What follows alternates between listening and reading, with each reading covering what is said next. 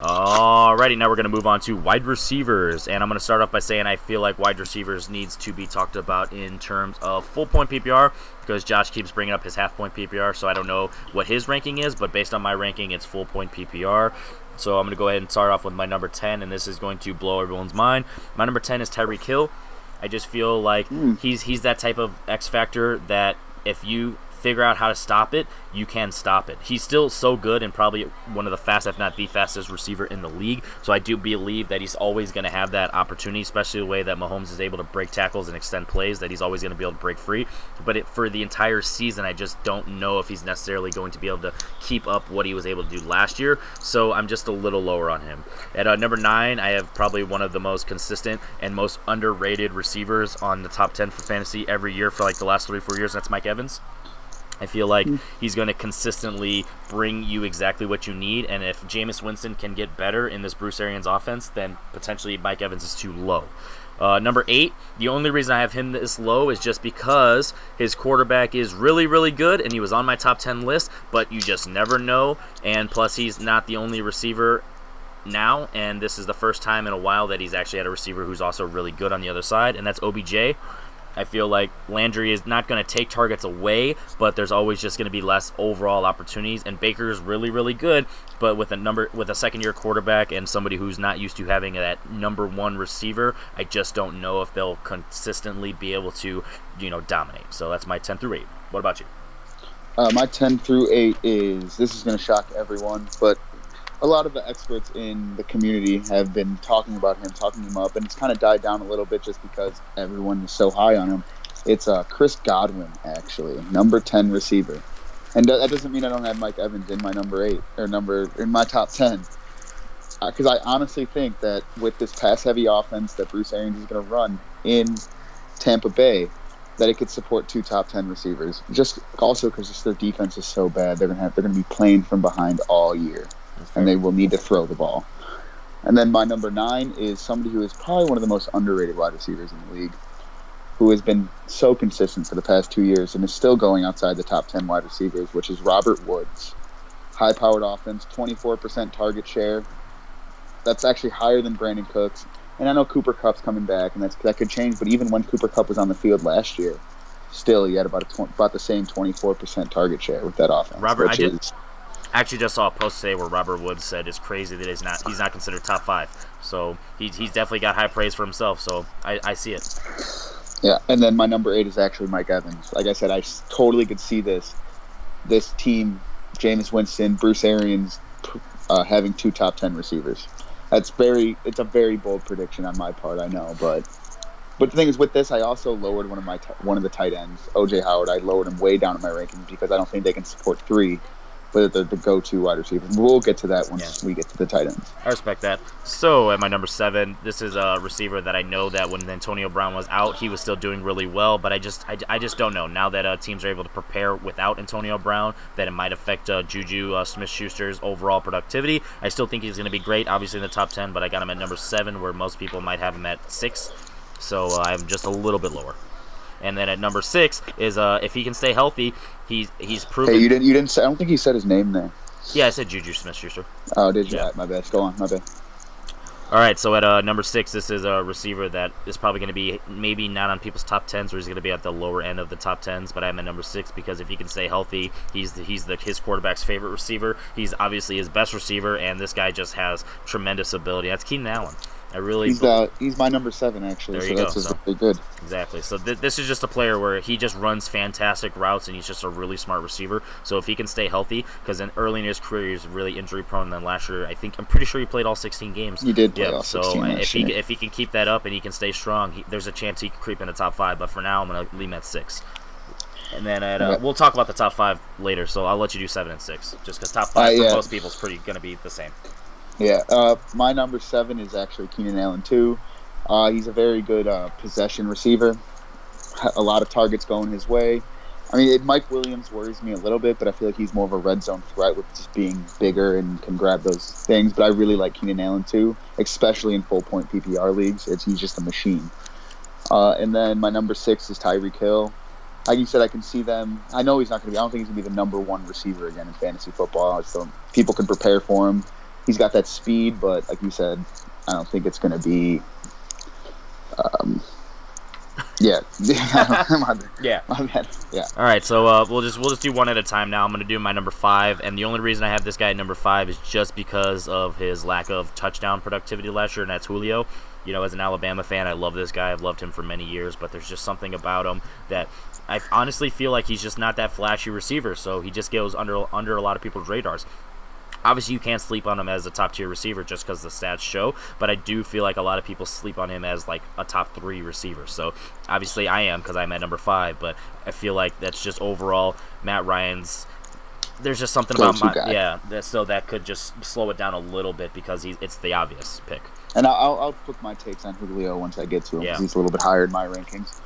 My number 5 is actually Juju Smith-Schuster, and just for the fact, the Antonio Brown thing, he's not there anymore. People can prepare for Juju. But think about it this way. There are 200 targets available in that offense. Yep. Ridiculous. That also puts their tight end, which we'll get to in a second, very higher on my list. But Juju had a lot of targets last year, and people say, oh, he's not going to get much more. Yeah, but even if he gets 20 more targets out of that, 30 more targets, that goes a long way, especially within a pass-heavy Steelers offense. There you go. At my number 4, this is a player that I've watched him play for the last 2 seasons. He's been super consistent, and he's definitely risen to be the number 1 in the system. And this team is talking about how they want to be more run-heavy, but I really feel like that means this his overall touchdowns and smart yards is going to, like, really rise for fantasy just because it's going to be, like, exactly what you need. Like, he might only get 4 or 5 catches a game, but I still feel like it's going to be for 100 and a touchdown or 2. That's Adam Thielen. I just feel like he runs great routes. He knows how to get his feet in bounds. He knows exactly how to get that separation. Him and Kirk Cousins just have great rapport, and they have this connection, mind and mental. Yeah, this chemistry. Yeah, so exactly. I really feel like it's just going to work. And I feel like, you know, at the beginning, for like through 8 weeks, I think he was number 1, 2, or 3 for those entire 8 weeks last year, and then he dropped off towards the end. But I feel like, you know, as long as the Minnesota Vikings offense can stay rolling, I feel like Adam Thielen's going to be at the core. Yeah, Adam Thielen's just right outside my top 10, actually, and it's more of the fact that they said they wanted to be more run-heavy. It's nothing against him. He's a fantastic receiver. Him and Stephon Diggs, really. Yep. But it's just, I just more focus on they want to get that run game going. It was just based off how he fell off last year when they replaced the offensive coordinator. That's all it is for me. And then my number 4 is DeAndre Hopkins. I know that might seem kind of low, but they do have a lot of weapons if they can stay healthy in that Texans offense with Will Fuller, Kiki Cutie, now Duke Johnson's in the fold, Carlos Hyde's in the fold. And I still think Hopkins is guaranteed over 1,000 yards, guaranteed 8 to 10 touchdowns. Like, that's nothing my thing, but I think these guys I have above him will I think they will do better. All right. Now, there's one of them that I'm not sure exactly who it is going to be. So, now I know. Okay, because he's lower on my list. So I know all your 3, but I'm just curious the order. My number 3, I have Michael Thomas. I don't know if he's the best route runner out of my top 3, and that's the only reason I'm a little bit lower, because when you have an offense like Drew Brees, who's just going to be quick off the gate with his throws, I feel like sometimes I've watched some of the Saints games where they were just off, where it's like he was running a post and Drew Brees threw a corner or vice versa, and there's just situations like that where there's just something missing for him to be number 1 or 2 at all times. But he's just so big, and he can get that separation as a big guy for the deep routes or being in the red zone. And I feel like the touchdown game's going to be there, 10 to 12, and I still think he's going to get 1,200 yards, give or take. So top 3 still, Michael Thomas. Yeah, I do love Michael Thomas. He actually, I think I had him in the league we're in together. I had him, and I rode him all year long. Yep. I love Michael Thomas. But I am also afraid that the Saints like I said, are turning more into a run-heavy team. Drew Brees is getting older. I still think he gets 1,200 yards and a good amount of touchdowns, but I just have him just outside my top 10. And nothing against Michael Thomas. Probably one of my favorite receivers in the NFL. Oh, then I don't know who's in your top 3. Let's go. Let's hear it. Number 3, Odell Beckham Jr. Oh, duh. Wow, yeah. I just think he has a better quarterback than Eli Manning now.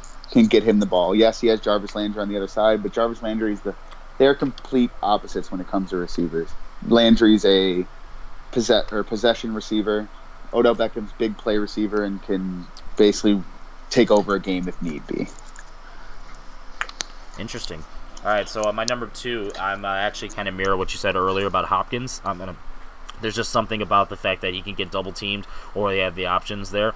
But I do feel like whenever you have a clear number one talent, but you also have talent surrounding you, that still helps your odds because you instead of being triple teamed or double teamed, you have to single or double team. You know what I mean? So there's always one less person that's going to be on you just because of the talent around you. So he's my number 2, but only because I feel like that's surrounding help. But he's still a beast. He's going to catch things that he shouldn't catch. He's going to catch balls that should be on the ground. He's going to be able to catch 20 feet in the air. He's fantastic. He's a great route runner. He's able to keeps his feet in all the time, and he's just high. DeAndre Hopkins is amazing. That's just what you're getting at.